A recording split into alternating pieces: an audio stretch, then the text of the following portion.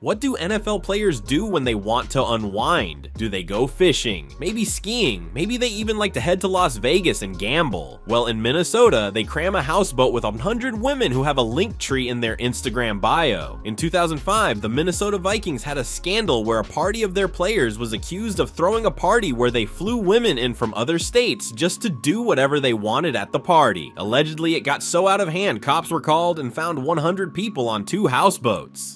The media obviously found that entertaining, and it became a scandal all over ESPN, but what really happened in Minnesota in October of 2005? Today on FootballLore, we investigate the Minnetonka Lake incident. If you like the NFL, be sure to press the like button so we can get more views on videos like this. Coming into the 2005 season, the Vikings had high expectations. Dante Culpepper was supposed to lead the team to a Lombardi trophy, but after 4 weeks, they found themselves with a 1-3 record. This was not as good as they were hoping for, but during their 5th week bye, they decided to rent some houseboats on the nearby Lake Minnetonka. It was supposed to be a calm weekend to relax and have fun as a team, and then some anonymous teammates decided to invite some women they had met in Miami and Atlanta who worked as professional well. I don't know how to say this, so let's just go with entertainers. I am gonna call them biologists for the rest of this video because after all, we ain't nothing but mammals. Alongside this, they hired a crew that was supposed to pilot the boats as well as provide food, drink, and cleaning services. This crew would serve as witness to the debauchery that would go down over the next few days. The party started when the players got a limo to take them to the lake. They were NFL players, so naturally the bottles started popping, and when they arrived at the lake, some of them were already very inebriated. After the long car ride, they just couldn't wait to get to the houseboat, and some of them decided to urinate in what they thought was an empty field.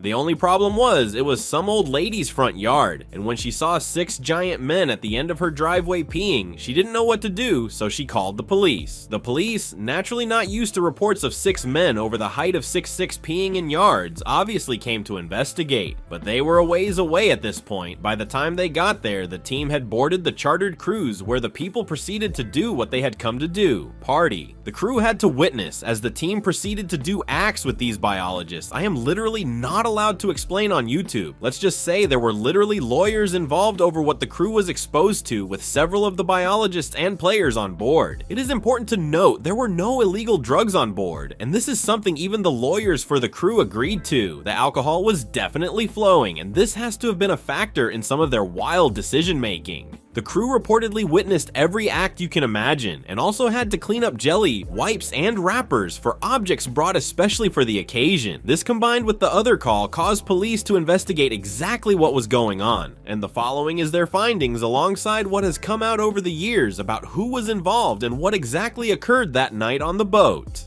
Fred Smoot, a cornerback for the Vikings, is thought to have been the ringleader for this party. He's thought to have been the one who organized the entire cruise, and while his agent put out a standard PR denial, Smoot himself has never confirmed or denied if he was on the boat that night. The crew did say they recognized him from when it was being booked, and also said they witnessed him doing things with the biologists that were definitely strange to be doing in public.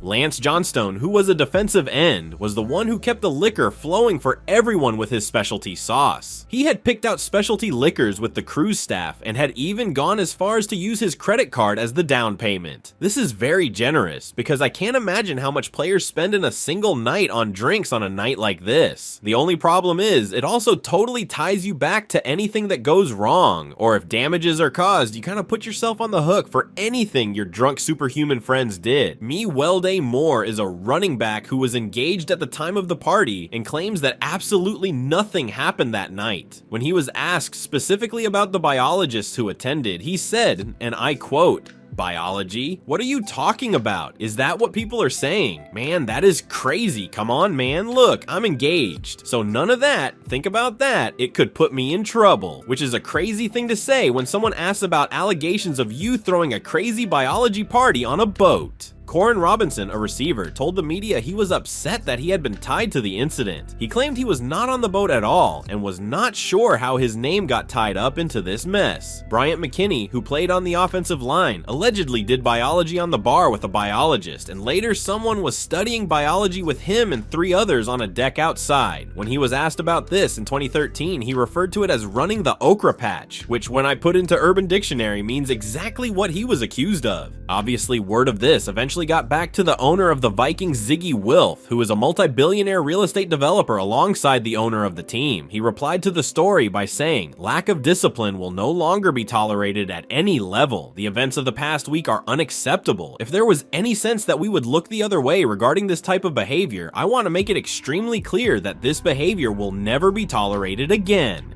Which is pretty much what any owner found in his position is gonna say. I don't know what people expected him to do, come out with sunglasses on inside and say he too likes to run through the okra patch. Obviously he was going to protect his brand and say that them doing that on a cruise with people present was unacceptable. It is nuts that this story blew up enough for it to get back to the owner, though these players definitely did not expect it to get back to the owner of the franchise when they were doing it. They must have thought they could have gotten away with it. There were allegedly as many as 30 Vikings players on the boat when this happened, and while they had booked a 3.5-hour yacht trip, the crew turned around after just 40 minutes when the crew began to fear for their safety after being propositioned themselves by the Vikings players. It was there they met police, and this entire thing went into the next level. While this incident was investigated by the NFL, but they couldn't prove any wrongdoing. Despite widespread rumors, pictures and videos of the incident exist. The Vikings instituted a 77-page player code of conduct as a result of this event, which meant if anyone did this again, the team would be able to cut them entirely without any further reason. While this wouldn't deter star players who won't be cut regardless, it would be enough to scare players who weren't vital to the team from participating. This has been effective, but what is most crazy is that several players who attended or allegedly attended have claimed it is not the first time there was a party like this for the Vikings.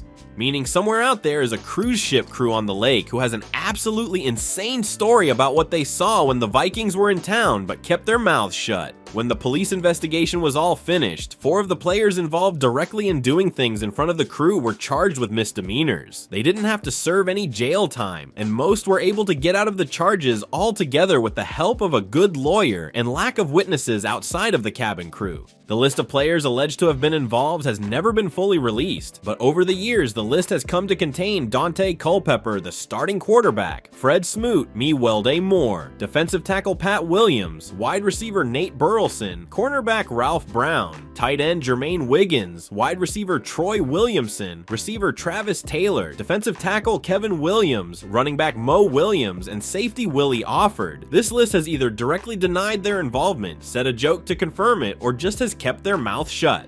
I do think a lot of this comes down to some of the players being engaged or married and not wanting to come forward due to fear it could destroy some of the relationships that survived the incident without imploding. The incident was also embarrassing enough that the owner of the Vikings decided to fire Mike Tice for his disappointing performance alongside his lack of ability to control the locker room and prevent things like this from taking place. It also marked the end of the Culpepper era, as he would find himself on his way out of the Minneapolis area shortly. The Vikings did get a lot of negative media attention from this incident, and some smaller sponsors canceled their contracts entirely. Anytime something like this happens, the team is going to have a strong reaction, because at the end of the day, their team only exists to make money for the owner. Some of the statements that were put out are truly hilarious because they have to make it sound as professional as possible, while also explaining what occurred on the boat in the first place. Imagine having to draft an official statement to explain you don't condone bringing biologists on yachts and doing biology in front of the crew. I also know the coach was fired for this entire debacle, but I'm not sure what they really expected him to do in this situation. It was a bye week, so it's not like they were directly under his supervision. They are also grown men in their own right, and I don't think it should fall on the coach to make sure men nearing their 30s are on their best behavior when they're not around. If he had been on the boat and involved, then sure, I could understand punishing him for it. However, I don't really think there was anything he could have done to prevent the grown men from booking the boat and acting how they did. Imagine being the police officers that had to discover this incident too. Here you are, a huge Vikings fan, having to take reports about how the entire team was going absolutely crazy on this boat on a lake in Minnesota. No one wants to be the officer who becomes famous for arresting the entire Vikings offense in the middle of the season. The people who were charged with misdemeanors must have done enough to make it literally impossible for them to be let off the hook. You just know Vikings headquarters was very tense the day after all this news dropped, and the PR team was trying trying to figure out a way to spin it. I don't think much more about this event will really ever come out. Most of the players really love the anonymity that they have when it comes to events of this day. It's kind of like nuclear war, where everyone knows that it is mutually assured destruction if the true events ever came out to the media. Everyone is sworn to secrecy just because no one wants to have to explain to their wives and girlfriends about what happened that night in 2005. I also just think having the crew stay on board was a horrible idea. They could have just rented boats themselves, and I feel bad that the crew was forced to witness these acts. They just wanted to have a normal shift at work and go back home, and instead, they ended up in the middle of some crazy biology party. The next day at work seemed really boring when the old folks came for their retirement retreat. They were sitting on the same seats that were used for some insane stuff the day before. Anyways, guys, that is the story of one of the biggest scandals in NFL history that has been mostly forgotten about at this point. If you enjoyed the video, I would really appreciate it if you guys would press the like button and let me know in the comment section down below what you thought of the video. We are trying to hit 10,000 subscribers this year and would love your help as we try to get there. We post 2 videos like this a week, so if you like NFL history and content, you should subscribe with notifications on. Our last video was about the 1982 NFL season that was cut in half due to a players' strike that left the teams without any way to put a product on the field. Check it out if you've never heard of it before. This has been Jake with FootballLore. Thank you so much for watching. Have a fantastic day, and I'll see you guys in our next video.